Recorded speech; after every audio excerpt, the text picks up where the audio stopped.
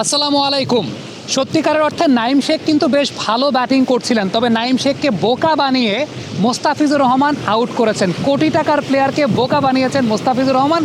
এটাই মোস্তাফিজের বৈশিষ্ট্যের জায়গা যে মাথা দিয়ে বোলিং করেন। কেন আমি কথাটা বলেছি, যে ওভারটাতে মোস্তাফিজুর রহমান প্রথমবারের মতো বোলিং করতে আসলেন, নাইম শেখের সময় ফিল্ড প্লেসমেন্টটা যদি লক্ষ্য করে দেখেন তাহলে খেয়াল করে দেখবেন মিড অন অঞ্চলে কোনো ফিল্ডার ছিলেন না, ফিল্ডার ছিলেন লং অন অঞ্চলে। অর্থাৎ মিড অন অঞ্চলের ফিল্ডার সার্কেলের ভেতরে ছিলেন না, ছিলেন বাউন্ডারিতে। মিড অফ অঞ্চলের ফিল্ডার সার্কেলের ভেতরে ছিলেন। তার মানে কি? তার মানে হচ্ছে মোস্তাফিজুর রহমান নাইম শেখকে অফ স্ট্যাম্পের বাইরে বল করবেন না, বল করবেন মিডল স্ট্যাম্পে, যাতে তিনি লেগ সাইডে শট খেলেন। এটাই তো বিষয় আলটিমেটলি। এটাই একদম বেসিক সেন্সের জায়গা।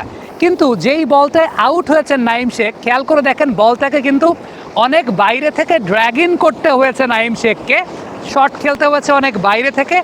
এটার পেছনে অন্যতম বড় কারণটা হচ্ছে নাইম শেখ প্রিপেয়ার্ডই ছিলেন না যে মোস্তাফিজুর রহমান ওই ফিল্ড প্লেসমেন্টে ওই বলটা করবে। আর ওই বলটা কিন্তু শর্ট অফ লেন্থে জোরের সঙ্গে করেন নাই।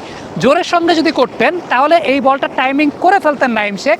মোস্তাফিজ বলটা করেছেন স্লোয়ার, স্লোয়ার শর্ট অফ লেন্থের বল, স্লোয়ার বাউন্সার করেছেন অফ স্ট্যাম্পের বাইরে থেকে, এরকম একটা ফিল্ড পজিশনে, যেই ফিল্ড পজিশনে আলটিমেটলি কিন্তু ওই ধরনের বোলিং করার কথা না, বাট ওই ধরনের বোলিং করেছেন। একটা পুরো মাইন্ড গেম খেলেছেন সেই জায়গাটা মোস্তাফিজুর রহমান নাইম শেখের সাথে। দেখেন আমি কেন বলছি যে নাইম শেখ প্রিপেয়ার ছিলেন না, কারণটা হচ্ছে আজকে যদি নাইম শেখের বৈশিষ্ট্য খেয়াল করে দেখেন, ফিল্ড প্লেসমেন্ট অনুযায়ী তিনি তার ট্রিগার মুভমেন্টগুলো নিচ্ছিলেন।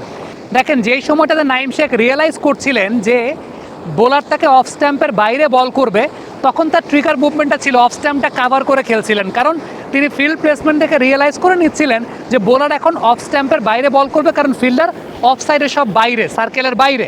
সো নাইম কিন্তু সরে এসে খেলছিলেন, মানে 4 নম্বর স্ট্যাম্পে এসে খেলছিলেন।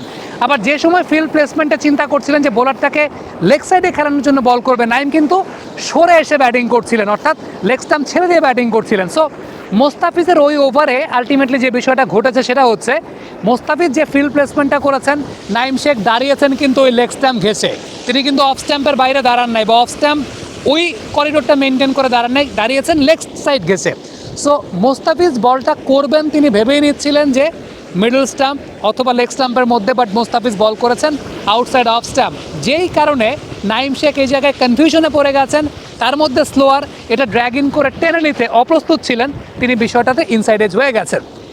সেকেন্ড যে উইকেটটা মোস্তাফিজুর রহমান পেয়েছেন, এই জায়গাটার প্রেক্ষাপট যদি বলি, আগের বলটা তার আগের বলটাও মোস্তাফিজ লেন্থটা মেনটেন করছিলেন, তার গুড লেন্থ জোনটা, গুড লেন্থের যে জোনটা থেকে মোস্তাফিজুর রহমান সবচেয়ে বেশি উইকেট আদায় করেন, বা যেই লেন্থটা তার আসলে স্টক লেন্থ, ওই লেন্থে বোলিং করছিলেন, রাইট।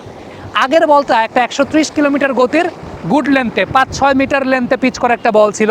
ব্যাটসম্যানকে কিন্তু সেট আপটা করেছেন এইভাবে, ব্যাটসম্যান প্রস্তুত হয়ে গেছেন যে এই লেন্থে আমাকে বোলিং করবে। বাট যে বিষয়টা ঘটেছে পরের বলটাই ব্যাটার সামনে স্লোয়ার ফ্লোটার দিয়েছেন মুস্তাফিজুর রহমান, যেইটা আলটিমেটলি ব্যাটার পুরোপুরি অপ্রস্তুত। আপনি শটের খেলার ধরন দেখলেই বুঝবেন batter was preparing for the good length delivery. Batter prepare ছিলেন গুড লেন্থ ডেলিভারির জন্য। মুস্তাফিজ সামনে করেছেন, ব্যাটার অফ ব্যালেন্স হয়ে গেছেন, আউট হয়ে গেছেন। আমার মনে আছে 2015 সালে খুব সম্ভবত এইভাবেই আজিঙ্কা রাহানিকে আউট করেছিলেন কিনা, নাকি সুরেশ রায়নাকে, এই মুহূর্তে মনে পড়ছে না, বাট এইভাবেই মুস্তাফিজুর রহমান মাইন্ড গেম খেলে আউট করেছিলেন। এবং এই ম্যাচটাতে যে 2টা উইকেট মুস্তাফিজুর রহমান পেয়েছেন, সেই 2টা উইকেটই কিন্তু আলটিমেটলি মাইন্ড গেমের মাধ্যমেই পেয়েছেন।